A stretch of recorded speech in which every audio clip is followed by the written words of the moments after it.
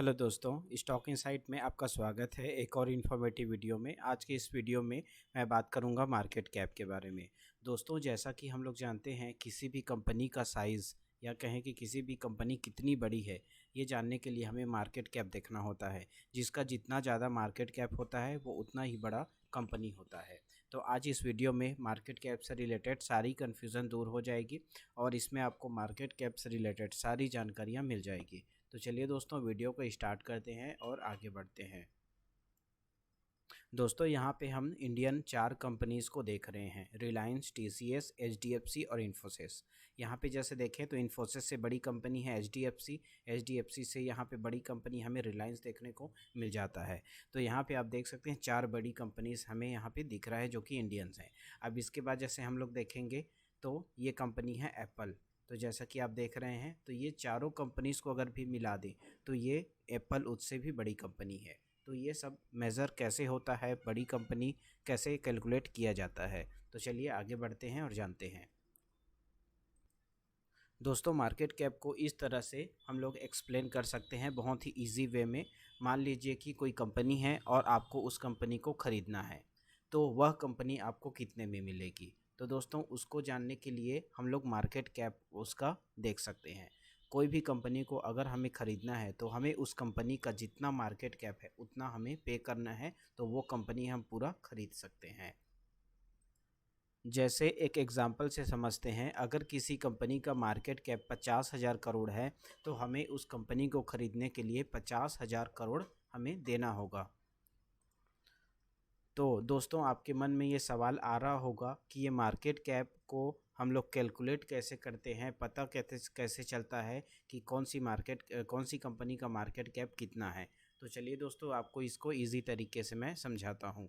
यहाँ पे आप देख रहे हैं number of shares into share price. यहाँ पे किसी भी कंपनी का मार्केट कैप अगर हमें निकालना है कि वह कंपनी कितनी बड़ी है या फिर उस कंपनी का मार्केट कैप कितना है, तो हमें यह निकालने के लिए जो भी कंपनी का अभी शेयर प्राइस चल रहा है, मान लीजिए कि रिलायंस का शेयर प्राइस अभी 2,900 पे ट्रेड कर रहा है फॉर एग्जांपल, और उसमें नंबर ऑफ़ शेयर्स आप देखेंगे तो जितने नंबर ऑफ़ शेयर्स होंगे और जो भी शेयर प्राइस होगा उसको मल्टीप्लाई कर सकते हैं।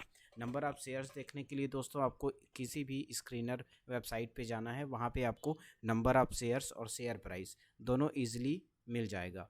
तो आप दोनों को मल्टीप्लाई करके आप मार्केट कैप निकाल सकते हैं। मार्केट कैप भी आजकल सभी स्क्रीनर वेबसाइट पे हमें देखने को मिल जाता है, या फिर डायरेक्ट अगर गूगल पे सर्च करें तो भी हमें ये सारे चीज़ मिल जाते हैं। लेकिन अगर हमको इसको डीपली समझना है कि एक्चुअल में ये होता क्या है, मार्केट कैप क्या है, कैसे कैलकुलेट करते हैं, तो ये आप कैलकुलेशन देख सकते हैं। नंबर ऑफ़ शेयर्स को शेयर प्राइस में हमें मल्टीप्लाई कर देना है, तो मार्केट कैप यहाँ पे निकल जाता है।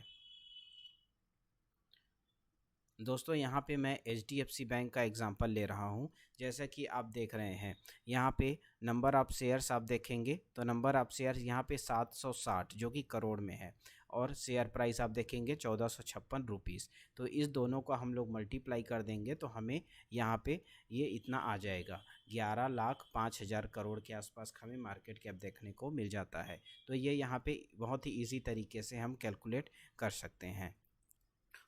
दोस्तों, यहाँ पे कैलकुलेशन देख सकते हैं। नंबर ऑफ़ शेयर्स आप देख रहे हैं 760 crore number of shares, share price 1456, और दोनों को मल्टीप्लाई करेंगे तो यहाँ पे हमें मार्केट कैप निकल के आ जाता है। तो ये बहुत ही इजी है दोस्तों। मार्केट कैप निकालना है तो शेयर प्राइस को नंबर ऑफ़ शेयर से गुणा कर दो तो मार्केट कैप निकल जाता है। अब यहाँ पे एक चीज़ हमें समझना है कि किसी भी कंपनी का मार्केट कैप कैसे बदलता है।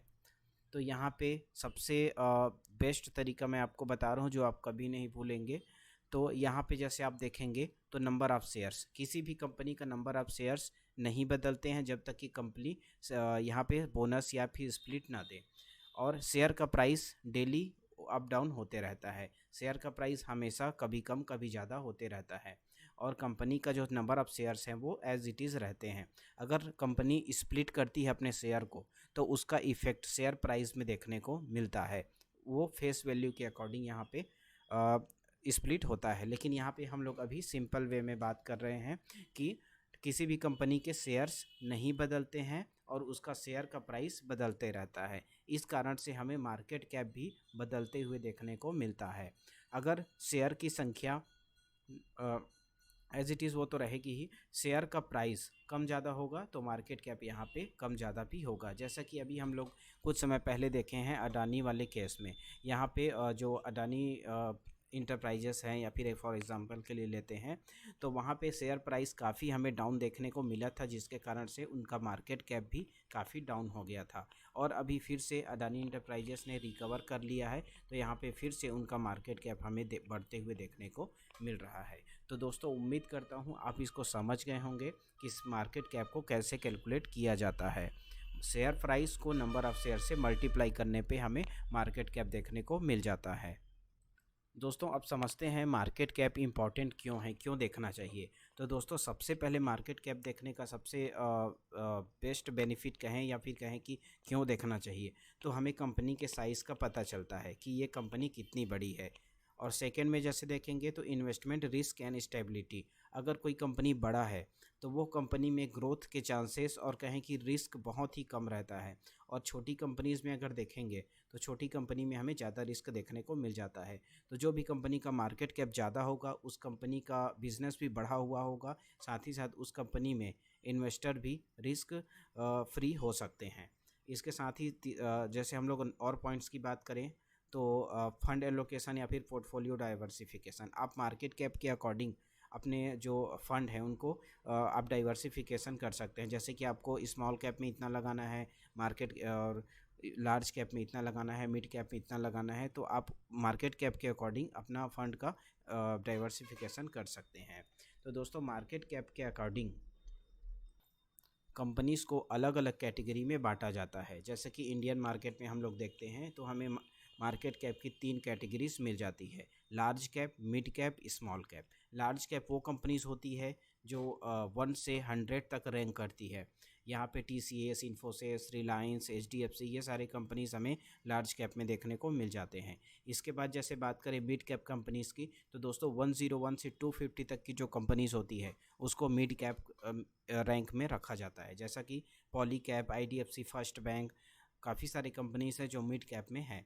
इसके साथ ही साथ जैसे स्मॉल कैप की बात करें तो जो छोटी कंपनीज़ होती हैं, जो 250 के बाद से जितनी भी कंपनीज़ हैं, तो उन कंपनीज़ को स्मॉल कैप में रखा जाता है। जैसे कि SBC एक्सपोर्ट, हिंदुस्तान मोटर्स, ये सब सारी कंपनीज़ स्मॉल कैप में आते हैं।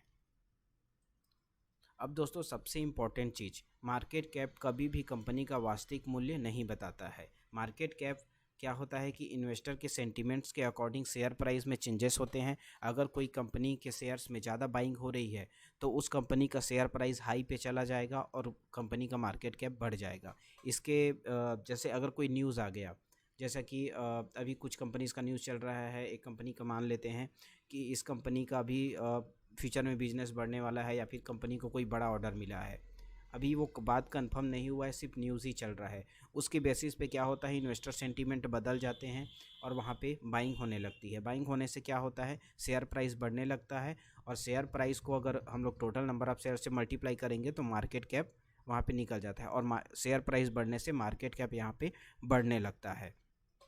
मार्केट कैप बढ़ रहा है दोस्तों, तो इसका मतलब यह नहीं है कि कंपनी का जो इंट्रिंसिक वैल्यू है, वास्तविक कंपनी का जो मूल्य होना चाहिए वो वही है, क्योंकि मार्केट कैप शेयर प्राइस के अकॉर्डिंग होता है और यहाँ पे इंट्रिंसिक वैल्यू कंपनी का वास्तविक मूल्य होता है।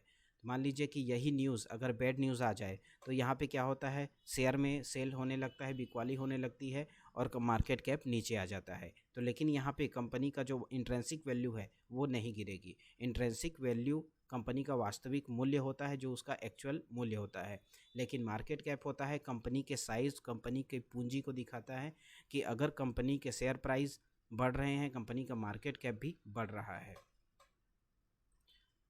तो दोस्तों फंडामेंटल एनालिसिस में हम लोग मार्केट कैप भी देखते हैं, लेकिन उनका इंट्रिंसिक वैल्यू भी देखना चाहिए कि किसी भी कंपनी का इंट्रिंसिक वैल्यू क्या है और फ्यूचर में ग्रोथ के क्या चांसेस हैं, बिजनेस कैसा है, ईयर ऑन ईयर ग्रोथ कैसा है, ये सारी चीज़ें देखना होता है। लेकिन यहाँ पे हम लोग बात कर रहे हैं सिर्फ मार्केट कैप की। तो दोस्तों मार्केट कैप को उम्मीद करता हूँ आप इजली वे में समझ गए होंगे। दोस्तों अगर वीडियो अच्छी लगी तो प्लीज़ वीडियो को लाइक और चैनल को सब्सक्राइब जरूर कीजिएगा, ताकि ऐसे ही इन्फॉर्मेटिव वीडियो आपको लगातार मिलती रहे। वीडियो को अंत तक देखने के लिए आपका बहुत बहुत धन्यवाद।